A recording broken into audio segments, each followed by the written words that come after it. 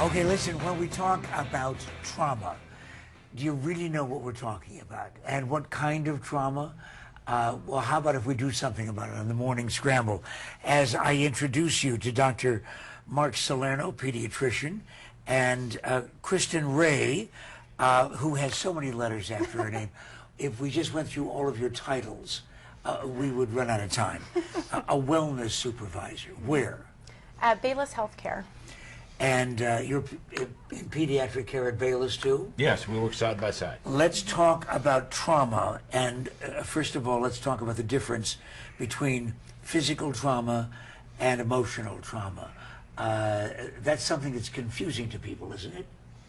I think it probably has some confusion to people. I think people relate best to something that they can see physically. You know, kids got a bruise that, you know, they see that registers with them. But the emotional trauma can be just as significant and even more so. Well, I know where the bruise comes from. My child fell down. My child was in the playground, fell off the monkey bar, something like that. What about emotional trauma? Emotional trauma can be neglect, so it can be that kids don't form a primary attachment with their caregiver, or their caregiver isn't able to provide care for them. It could be that they're abusive verbally, so they are really demeaning towards their kids, or cause a lot of pain in that sense. So, is it always the fault of the caregiver? Is it the absence of something in the caregiver's relationship, or can it also be something built into the child?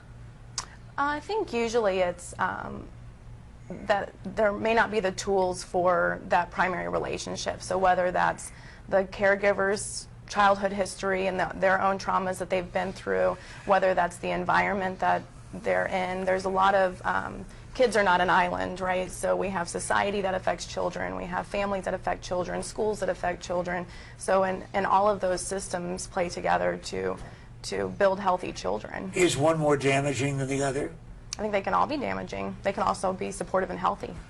In reading about what can be a catastrophic thing, that is trauma of either type in a child's life, I ran across a term that I'd never run into before. Protein S100B, is that right? Yeah, in some places, mostly other countries, Canada and Europe, they've used this protein as a marker for the degree of damage done in head injury cases. What's interesting is someone looked at this same protein in the blood of children who have undergone emotional trauma and found levels of this inflammatory protein as high in those cases as in kids who have had serious head injury, which just tells us what we already know, that emotional trauma, head injury, all of these things are bad for children, and they need some help. I can understand at least some of the ways that you treat a physical head injury.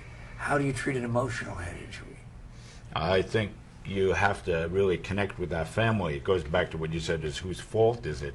You got to try to stay away from the fault thing and fly close to the ground. You know, what can I do to help this family? Is that what you do? That is what we do. So we do. Give me an example of how.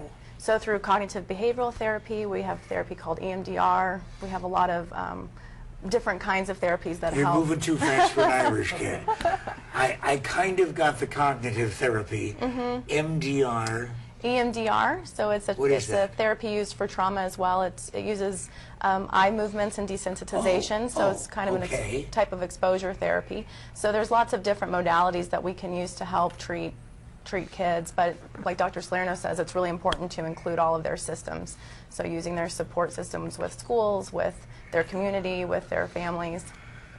Can a child suffer from PTSD? Absolutely. For the same reasons that adults might? Yeah, PTSD is generally categorized as going through something that's life-threatening. So either witnessing or being part of something that's life-threatening. Those are big traumas that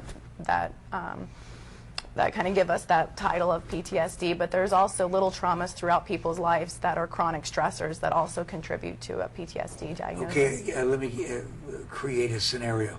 A child of 4 is in an automobile accident. Get some bumps, but that's about it. But the car is totaled and is one of his parents is in the hospital for a while. PTSD can come from that? Absolutely. You know, it depends how much support that child has around what's happening there. You know, a lot of PTSD talks about events that have happened in the past. So you have to make sure you put that fire out so that that trauma is not still ongoing. But then what kind of support do you give that child? You know, some children will come through that and snap back the next day like nothing ever happened.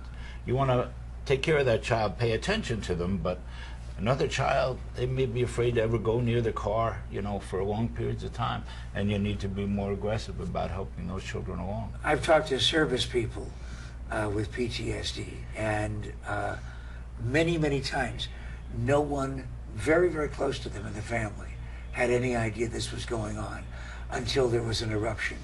Can that also be true of a child? Yes, and those eruptions often happen at different ages, often long after the event has occurred. Talk to me about treatment. I think different things start to trigger those events as you move through life. We talked yesterday about how developmental stages will often trigger those events reoccurring. And so when we treat that, we like to look at what are the chronic stressors that that child has experienced throughout their life, and then address the thoughts, feelings, and behaviors that go along with each of those triggers. Are you optimistic when a family comes in that a child can always be treated? Absolutely optimistic that a family can be treated. It's getting that family. I notice I said child, but you said family. That's The right. family needs treatment. You can't look at the child, you know, divorced from the family, ever. You may want to check in at the Bayless Center, and that's the reason why it is that we invited these folks, because they deal with this on an everyday basis. Interesting kind of a transition we make.